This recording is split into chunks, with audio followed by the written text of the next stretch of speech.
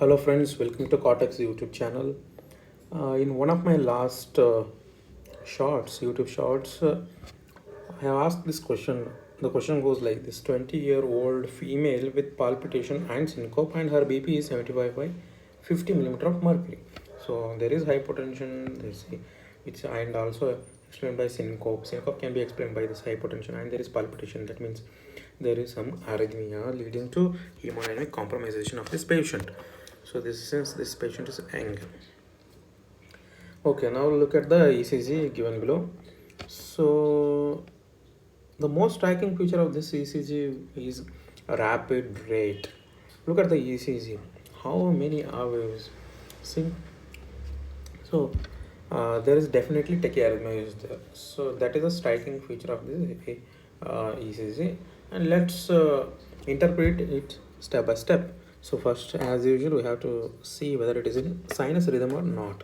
For that, you have to see lead to, and you have to look for P waves. Look at the lead to. There are no P waves, no absent P waves, and look at the RR interval. It keeps on varying. See, here it is different. Here it is different. Here it is different. So there is irregular RR interval. So irregular RR interval suggests that there is atrial fibrillation. So just by looking at the rhythm, we are here to say that it is irregular rhythm, suggesting that there is atrial fibrillation.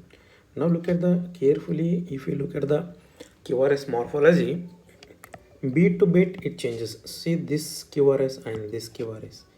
See this QRS here. So QRS here it changes. So there is beat to beat change variation of QRS morphology apart from broad QRS. So yeah, this is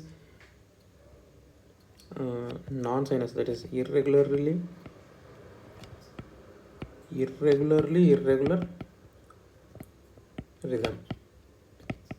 This suggests atrial fibrillation.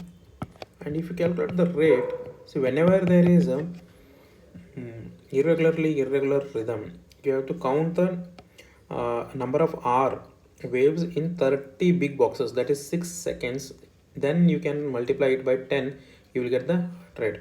So if you calculate here, it comes around 20 into 10 is 200. So sometimes it reaches, see, approximately it reaches only one box. So one box means 300 by 1 means 300. So it sometimes heart rate goes up to 300 beats per minute. So whenever the heart rate is 200 to 300, your diastole is severely compromised, and the blood entering the heart is not sufficient. It will be compromised. So blood ejected out will also be compromised. So hemodynamic instability is the rule whenever the heart rate is more than, like in this much range, 200 to 300.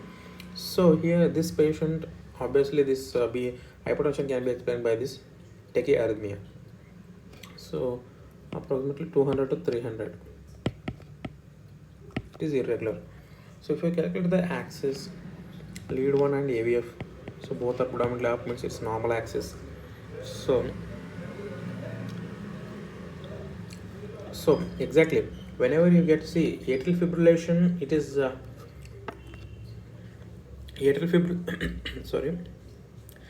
fibrillation with this much high heart rate, that is 200 to 300, with beat to beat variability of QRS, you have to suspect the presence of accessory pathway.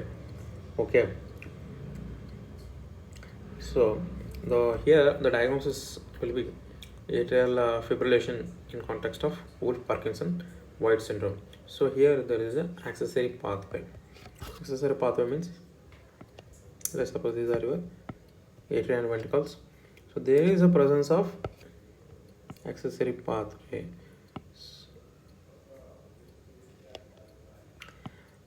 Current going through the AV node, it also goes now through this accessory pathway, pre-exciting the ventricles.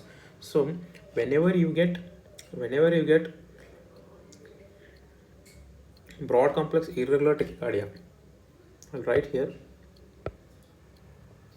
So whenever you get broad complex means broad QRS, broad complex irregular Irregular tachycardia suggests atrial fibrillation. Broad complex suggests tachycardia with very rapid rate.